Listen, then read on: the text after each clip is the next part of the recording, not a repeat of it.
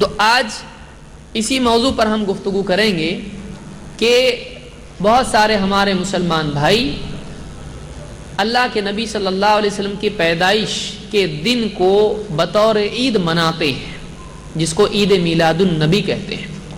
پہلے کچھ زمانے پہلے آپ دیکھیے، ایک نسل پیچھے جائیں آپ، لوگ اس کا نام دوسرا تھا، اس کا نام ابھی اپڈیٹ ہوا ہے۔ نام اس کا کیا ہوا ہے؟ پہلے نام کیا تھا؟ 12 وفات۔ آپ بہت سارے لوگوں کے لیے نام نیا ہے 12 وفات، لیکن پرانوں کے لیے عید میلاد النبی نیا نام ہے۔ دیکھیے، نیا جو ہے وہ کمپیریٹیو ہوتا ہے، ہمیشہ ریلیٹیو ہوتا ہے، کہ جو لوگ پہلے والے ہیں ان کے لیے عید میلاد النبی نیا نام ہے، اور جو بعد والے ہیں، یہ جنریشن ہے، ان کے لیے 12 وفات نیا نام ہے، کیونکہ وہ اتنا پرانا ہے کہ انہوں نے یہ چیز سنی نہیں ہے۔ تو کچھ لوگ اس کو 12 وفات کے نام سے مانتے تھے پہلے، اور آج کل لوگ اس کو عید میلاد النبی کے نام سے مناتے ہیں۔ اسلام میں اس کی کتنی گنجائش ہے؟ کیا یہ عید ہے؟ کیا نبی سے محبت کا تقاضا یہ ہے کہ ہم یہ عید منائیں، یا یہ بدعت ہے؟ یہ سنت ہے یا بدعت ہے؟ صحیح ہے یا غلط ہے؟ کیا یہ عید منانے والا مسلمان واقعی اللہ کے نزدیک مقرب ہے؟ کیا نہیں منانے والا جہنمی ہے، یا وہ کم دین پر کم چلنے والا ہے؟ کیا ہے؟ بہت سارے لوگوں کے ذہنوں میں جب یہ دن آتے ہیں، ربیع الاول کا مہینہ آتا ہے، تو یہ سوالات اٹھتے ہیں۔ صحیح جواب علم نہ ہونے کی وجہ سے ان کے پاس نہیں ہوتا ہے۔ آج کے اس درس میں ہم اسی سوال کا جواب تلاش کرنے کی کوشش کریں گے۔ جو آیت میں نے پڑھی ہے، اس آیت میں اللہ تعالیٰ فرماتا ہے، قل، اے نبی آپ کہیے، هل ننبئکم بالاخسرین اعمالا، اے نبی آپ کہیے، کیا ہم تم کو بتائیں کہ اعمال کے اعتبار سے سب سے زیادہ گھاٹے میں، خسارے میں کون ہے؟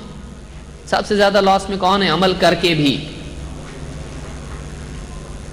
اور اللہ ہی نے اس کا جواب دیا، الذین ضل سعیہم فی الحیات الدنیا، یہ وہ لوگ ہیں جن کی دنیاوی کوششیں، دنیا میں کی گئی کوششیں، ضل سعیہم، برباد ہو گئی، دنیا میں جو کچھ انہوں نے کیا سب برباد ہو گیا۔ وہم یحسبون انہم یحسنون صنعا، اور وہ لوگ اسی بھرم میں، اسی گمان میں پڑے رہے کہ ہم کوئی اچھا کام کر رہے ہیں۔ یعنی ایک آدمی کام تو غلط کر رہا ہے، اور وہ غلط کام کو اچھا سمجھ رہا ہے، اور جب مرنے کے بعد اللہ کے پاس جائے گا تو چونکہ وہ کام ہی غلط تھا، تو وہ کام اس کے لیے ثواب کا ذریعہ نہیں بنے گا، اللہ کی نعمتوں کا ذریعہ نہیں بنے گا، وہ تو بلکہ دنیا میں برباد ہو چکا ہے۔ تو اللہ تعالیٰ نے بتایا کہ ایک آدمی واقعی ناکام کون ہے؟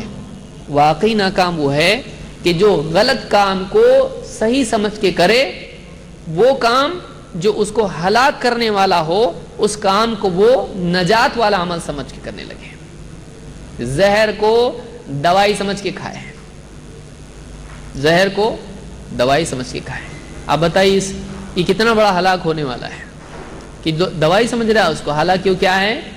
زہر ہے اس کے لیے۔ یہ سورہ الکہف کی آیت نمبر 103 104 ہے۔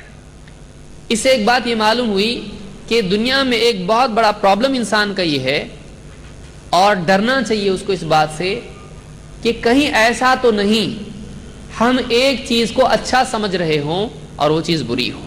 ہمیشہ ہم کو اس بارے میں سوچتے رہنا چاہیے، کیونکہ اگر ہم یہ سوچنا چھوڑ دیں تو پھر بھٹک بھی گیا آدمی تو معلوم نہیں پڑے گا وہ صحیح جا رہا کہ غلط جا رہا ہے۔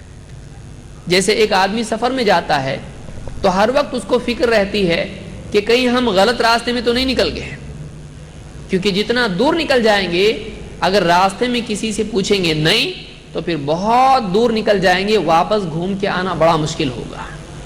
اس لیے آدمی کیا کرتا ہے؟ ہر چوک میں پوچھتا ہے، بھائی یہ راستہ کدھر جا رہا ہے؟ یہ راستہ فلاں جگہ جا رہا ہے؟ ہاں جا رہا ہے، تو پھر چلتا ہے۔ برابر راستے کے کنارے جو بورڈ لگے ہوئے ہوتے ہیں ان کو پڑھتے جاتا ہے۔ کیوں؟ اس لیے کہ اس کو گمراہ نہیں ہونا ہے۔ جس آدمی کو گمراہ ہونے کا ڈر ہوتا ہے، گمراہ ہونے کے بارے میں وہ فکر مند ہوتا ہے کہ کہیں گمراہ نہ ہو جاؤں، وہ آدمی ہوش میں جیتا ہے۔ اور جو آدمی اس کو کوئی ٹینشن نہیں ہوتا ہے، بے فکر ہو جاتا ہے، اور جو بے فکر ہو جاتا ہے اس کے بھٹکنے کے چانسز بڑھ جاتے ہیں۔ تو پہلی بات یہ سمجھ لیں کہ دنیا میں ناکام وہ ہے کہ جو اپنے کو ہدایت پر سمجھتا رہے لیکن واقعی وہ اللہ کے ہاں گمراہ ہو۔ اس لیے علم کا حاصل کرنا بہت ضروری ہے۔ اس اعتبار سے عمل کے برباد ہونے کے سلسلے میں اللہ کے نبی صلی اللہ علیہ وسلم کی ایک حدیث اور روشنی ڈالتی ہے کہ ایک آدمی کا کون سا عمل قبول ہوگا اور کون سا قبول نہیں ہوگا۔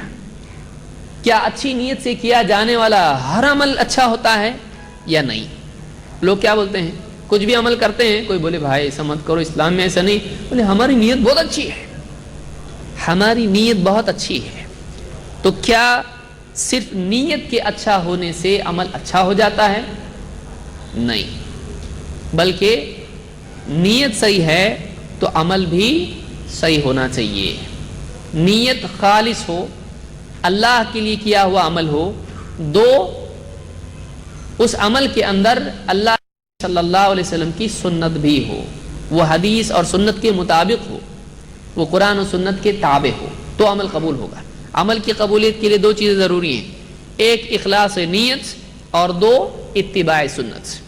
اللہ کے نبی صلی اللہ علیہ وسلم فرماتے ہیں من عمل عملا لیس علیہ امرنا فہو رد، جو کوئی آدمی ایسا عمل کرے جس کے کرنے کا ہم نے حکم نہیں دیا تو وہ عمل رد کر دیا جائے گا۔ دیکھیے اس میں کیا بات ہے، آپ صلی اللہ علیہ وسلم فرما رہے ہیں کوئی بھی آدمی ایسا عمل کرے جو ہم نے کرنے کے لیے کہا ہی نہیں تھا، اپنے دل سے ہی کرنا شروع کر دیا، تو ایسا عمل اللہ تعالیٰ کے ہاں قبول نہیں ہوگا بلکہ رد کر دیا جائے گا۔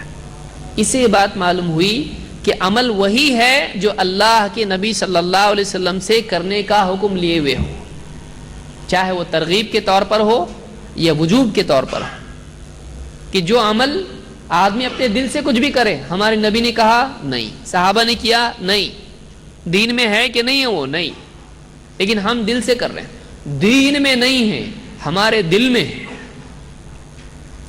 اس کی بنیاد دین پہ نہیں ہے، اس کی بنیاد کس پہ ہے؟ حضرت کے دل پہ۔ تو اب دل سے کیا عمل قبول ہوگا یا دین سے کیا ہوا عمل قبول ہوگا؟ جس کی بنیاد دین پر ہو وہ عمل قبول ہوگا۔ اپنے دل سے کچھ بھی اچھی نیت سے نہیں کی کریں گے قبول ہوگی، ضروری نہیں ہے، اللہ قبول نہیں کرے گا۔ تو اس سے ایک بات یہ معلوم ہوئی، بخاری اور مسلم کی حدیث ہے، اس سے بات معلوم ہوئی کہ جو عمل آدمی اپنے دل سے کرے اور قرآن و سنت میں اس کی بنیاد نہ ہو، اللہ کے نبی صلی اللہ علیہ وسلم نے اس کا حکم نہ دیا ہو، آپ کا عمل اس پر نہیں ہو، جس پہ یعنی دین میں سے کوئی اصل ہی اس کی نہیں ہے، ایسا عمل اللہ کے یہاں قبول نہیں ہوگا۔